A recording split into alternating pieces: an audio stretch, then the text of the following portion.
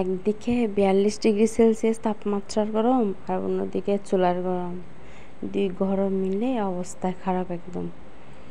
গরমের মধ্যে রান্না বান্না, উফ, এত যে ঝামেলা মনে হয় না খেয়েই থাকি, কিন্তু পেট তো আর মানে না।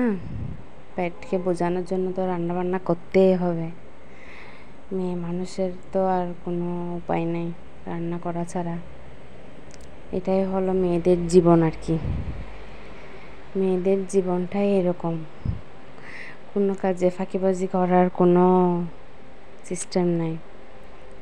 এভাবেই চলতে থাকবে, এই আর কি।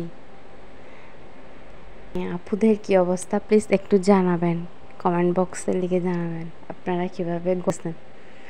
আমি তো পারতেছি না ভাই, গরমে মনে হচ্ছে আমি ইউরোপে চলে যাই। আমাকে যদি আমার কোনো শুভাকাঙ্ক্ষী আমাকে ইউরোপ নিয়ে যাইতো তাহলে আমি অনেক খুশি হইতাম।